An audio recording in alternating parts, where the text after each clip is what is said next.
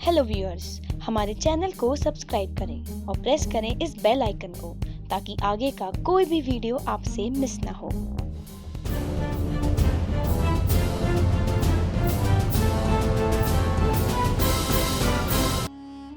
एक शख्स जिसके बारे में बहुत कम लोग जानते हैं, जो है अब तक का सबसे अमीर इंसान, जो है माली सल्तनत के बादशाह मंसा मूसा। आज के इकोनॉमिस्ट भी इन्हें दुनिया का सबसे अमीर इंसान मानते हैं। मंसा मूसा माली का 14 सदी का एक मुसलमान बादशाह था। 1312 से 1337 तक माली पर इनका ही राज्य था और इस दौरान माली एक बहुत बड़ी सल्तनत थी।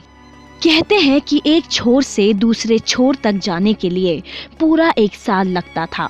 मंसा मूसा के दादा ने माली की सल्तनत को बनाया था, पर किस्मत मूसा की ही थी जो वो माली का बादशाह बना। आइए जानते हैं दुनिया के सबसे अमीर आदमी के बारे में कुछ बातें।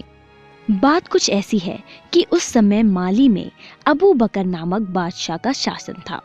हज करने की ख्वाहिश लिए वो माली से सऊदी अरब के लिए निकल गया।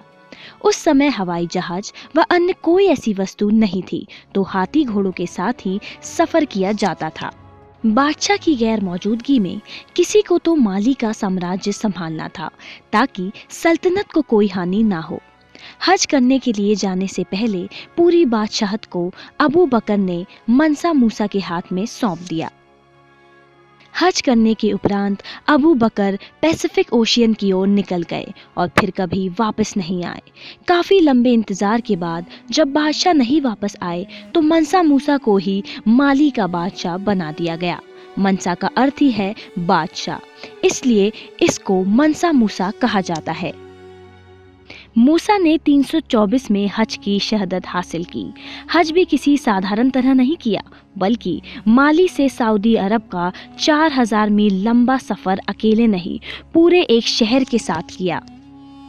कई महीने लगे इस सफर को तय करने में और इस सफर में करीब 12,000 गुलाम मूसा के साथ थे।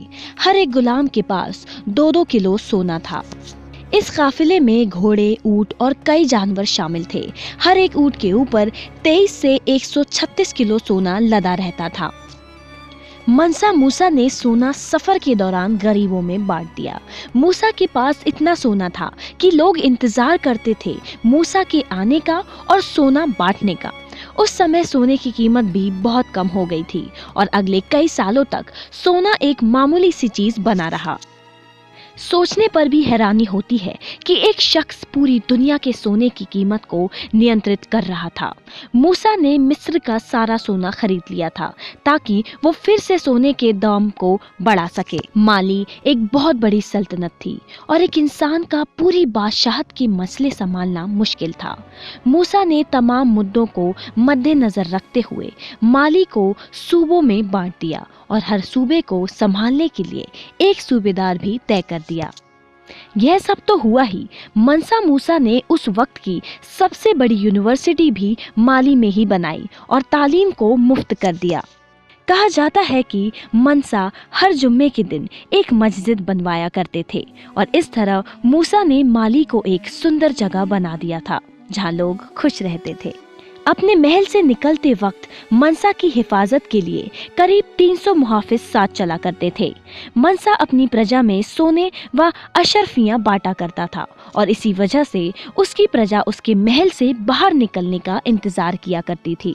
बात की जाए मंसा की मृत्यु की तो इस पर यह अनुमान लगाया जाता है कि हज से वापस आने के बाद ही उसकी मृत्यु हो गई थी और यह भी कहा जाता है कि मंसा अपने बेटे को बादशाह बनाना चाहता था और उसी की तैयारी करते वक्त उसकी मृत्यु हो गई।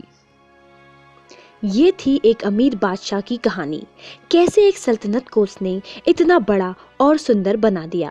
यदि आपको हमारा वीडियो पसंद आया हो तो लाइक, कमेंट और सब्सक्राइब करना ना भूलें। कमेंट कर जरूर बताएं कि आप और किन लोगों के बारे में जानना चाहते हैं। हम फिर हाजिर होंगे कुछ नए तथ्य और कहानियों के साथ।